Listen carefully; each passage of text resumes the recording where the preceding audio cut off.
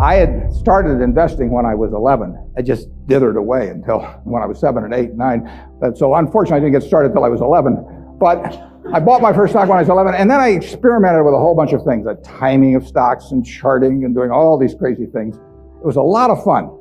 Profitless, but a lot of fun. And I did that until I was 19. And I read all the books on investing in the public library and I ate it up. It was fascinating to me, but I had no framework. I was just searching for something. I was hoping that little things on a chart would tell me something about what a stock was going to do. It was kind of crazy, but everybody else was doing it, so I figured I'd do it too. Sometimes you'd turn the chart upside down, it still wouldn't help. Then in 1949, I read The Intelligent Investor by Ben Graham. I'd never heard of him up till then. And there are really only 2 chapters in that book that are the key to it. But they set my philosophical framework for investing in 3 ways. They're so basic and so simple, it's hard to understand how they could be that important, but the 10 Commandments are simple. The first is that a stock is part of a business. I mean, you can't think of a stock as something different. You value a business, and then you divide by the shares outstanding. But what you have to think about is what kind of a business are you getting into, what are its economic characteristics, who are its competitors, what's its management like, all of these things that relate to a business instead of a little ticker symbol. I used to know when I was 11 or 12 the ticker symbols of every company virtually on the New York Stock Exchange. I could mark the boards at Harris Upham, but I didn't know anything. I mean, I knew that X was U.S. Steel and T was AT&T and so on, but I didn't know anything. I didn't know what was behind them. So I had to start looking at these little symbols or these little names in the paper as businesses and decide, how do you value a business? What counts?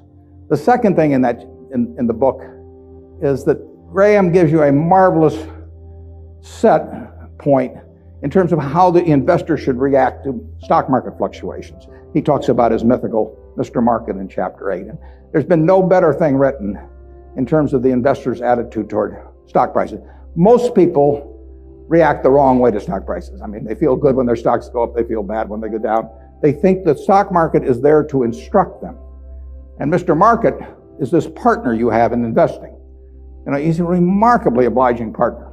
This guy comes around every day and he tells you what he'll pay you for your interest in the business or what he'll sell you more at the same price. Nobody ever does that in private business. If you and I owned a gas station together, and I said, every day I want you to come in and offer me your half interest in the station, and I can either buy your half or sell you my half at the same price, and you have to come in every day and do it, you'd be at a terrible disadvantage. And you'd be at a particular disadvantage if you're Mr. Market in the market, because Mr. Market, our friend in the market who obligingly gives you those figures every day, different figures at the end of the day and the start of the day, but he's naming a price at which you'll either buy or sell.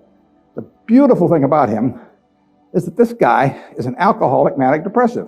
I mean, he is as unsound as they come. He wanders around all day, and looks at the crazy things, and he's going to name all kinds of crazy prices.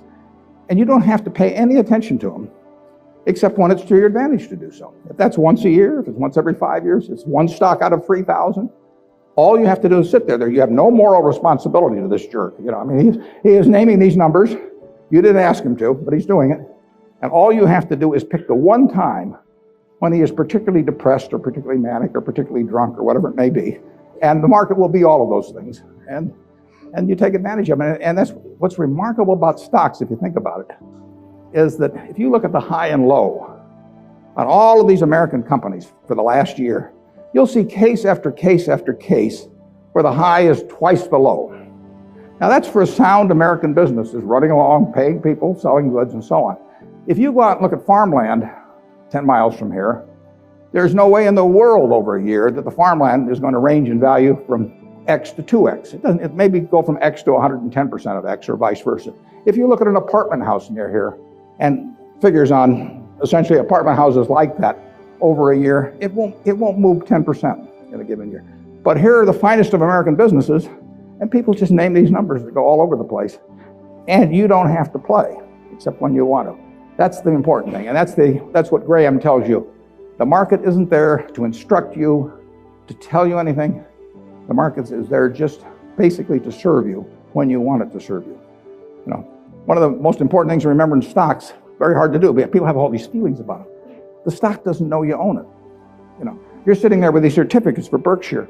the company doesn't even know you own it, and the stock doesn't. It's trading now, and they don't know you own it. So it has no feelings about you. I mean, you've got all these feelings about it, but it's just part of a business. If Berkshire is worth 75,000 times 1.5 million shares, roughly 110 billion or something like that, it's a good investment. If it isn't, it's a lousy investment, and you have to value the business. And Graham, it's amazing, but people don't do that in Wall Street.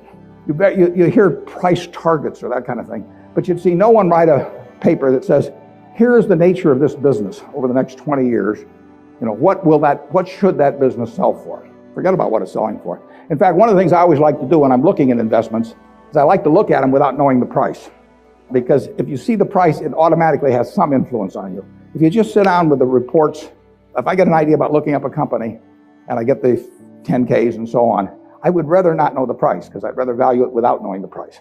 When I used to handicap horses when I was a kid, one of the things I would do is I'd get the racing form ahead of time. And if there were 9 horses in a race, we'll say, obviously the probabilities of each one winning the race had to add up to 100%. I mean, one horse was going to win the race absent a dead heat or all of them dropping dead on the backstretch. So if you went through the racing form and I would look at the 3rd race at Hialeah, I would try to figure out the percentage chance of each horse winning the race, and that had to add to 100%. Then I would compare those percentages to the odds. But first of all, I wouldn't look at the odds first. I would look at the past performance and all of that thing first. Stock market's the same way. Third thing in Graham's book is the margin of safety. If you come up to a bridge and it says capacity 10,000 pounds and you're driving a 9,800 pound truck, you drive down further and find another bridge. I mean, nobody knows exactly what that capacity is, and sign may have been put up 3 years ago. So you always leave a margin of safety. You don't try to cut things that close. You wait till something kind of shouts at you in the stock market. And with those 3 principles, you can build all kinds of structures on that. But that's the foundation. And if you've got that in mind, and that's in the Intelligent Investor, I've never found anything that remotely compares with it. All 3 of the ones you can't get rid of one leg of the 3-legged stool and still have a good investment philosophy. But I would say that the most important thing over a long period and working with big money is to understand the business. Let's just say for the moment that you were given $1 million or whatever sum was necessary, and you could look around Knoxville or look around all of Tennessee if you want and buy into any 3 businesses, between now and a week from now, private businesses, not trading or anything of the sort. And you got a week to do it or you have to give the money back. What will you be doing during the next week? I mean, you can look at all these companies. Some of them you're quite familiar with. Some of them you're less familiar with. Some of them you know by reputation. Some of them you know the management. Some of them you don't. You know their competitive situation. What will you be thinking about during that 7-day period? How will you actually be screening these companies out? I think you'll look for 3 businesses, and you can't trade them after you buy them. You're going to own them the rest of your life. You're going to be looking for businesses that have enduring competitive advantage.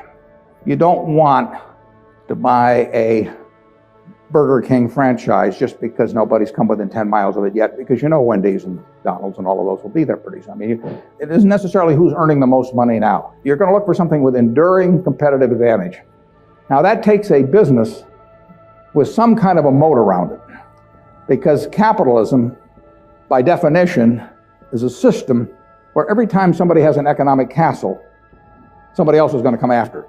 It's just the nature. If you open a restaurant and it's successful here in town, somebody's going to take your menu and probably take your chef, maybe cut your price, maybe offer a little more parking, maybe be a better okay, whatever. I mean, capitalism consists of going after the other guy's castle. If that's the case, you want a castle with a big moat around it. And there's a lot of ways you can have a moat around something. You could have it by patent protection. You could have it by location in certain areas. I mean, if you have something in people's mind, like Coca-Cola, 6 billion people in the world, practically all of them have something in their mind about Coca-Cola, largely favorable. They don't have anything in their mind about RC Cola. And if RC Cola spent $1 billion advertising, they wouldn't have anything in their mind about RC Cola. But they've got something in their mind about Coke, and generally it's favorable. That's why Coke wants to be where people are happy, because they want to be at the theater. They want to be at Disney World. They want to be at the World Series. They want always have you drinking that drink of Coca-Cola while at the same time experiencing happiness. And if they do that, they're going to sell a lot of Coca-Cola. And it won't make any difference if somebody is a half a cent less on some serving than Coke. So that's an enduring competitive advantage. And you want it run by honest and able people. You don't want to go in with a crook, and you don't want to go in with a dope. Now, the best businesses to buy are the ones where you could have a dope in there. I mean, Peter Lynch says, buy a business that's so good that an idiot can run it, because sooner or later one will. And there's some merit to that. In fact, I got a question the other day from a student group, and they said, what's going to happen to Berkshire when you go gaga? And I said, well, Berkshire's so good that I can go gaga. In fact, I may even be. Those are the kind of businesses to own. So you want a management that's able and honest, and then you want a price that's sensible. And that's what you'd look for. You'd go around Tennessee, got a week to do it, and you'd immediately screen out a whole bunch of things. You just know that they weren't a fertile area. That's an important thing to be able to do, to know, just get rid of all kinds of things. There was a great article in the New Yorker 30 years ago when Bobby Fischer was playing Spassky in a famous chess match which drew attention around the world. And they examined how the mind could, with billions and billions and billions of possibilities, how it could group things so as to immediately cast it down to where you had like 4 options. And of course, when the humans play something like deep thought, or whatever the latest version is of the computer on that computer is making maybe 700,000 or 1 million calculations a second. And the human mind is competing against that, but the computer is checking every possibility. And the human mind somehow has this ability to cast out 99.999% of those things that the computer has to go through in order to focus on the 3 or 4 possibilities that really make sense. And investing's a lot like that. It's not that tough because there aren't that many companies, but you want to cast out all kinds of things. If somebody told me that my life depended on picking among the Dow Jones stocks a group of 10 that would be the best performers or outperform the index as a whole, I would spend my time thinking of the worst companies in there. I would cast out things, and then I would figure I left those behind, and that's an easier way to approach the problem, actually, than trying to pick the 10 best. If you were thinking about the state of Tennessee, there's a whole lot of things you wouldn't examine. You just figure they're too tough. You might decide, car dealerships were too tough. It's always going to be competitive. Who knows whether Ford or General Motors are going to be selling more cars 5 years from now, or whether there's going to be tariffs on foreign cars, or who knows. So you just say, I'll give up on car dealers. I'll think about something else. And that approach that you use there is the same approach you really want to bring to the stock market. You've got 3,000 companies tonight you can look at on the New York Stock Exchange. There's a valuation on every one of them.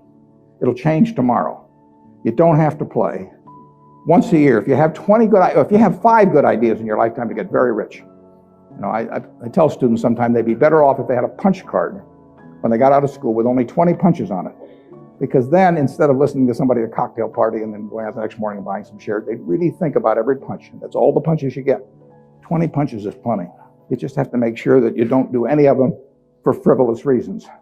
We never want to buy anything small at Berkshire. It just doesn't make any difference. We want to think about things that can move the needle. And that gets tougher as the capital gets greater. But that's the way to focus on investments.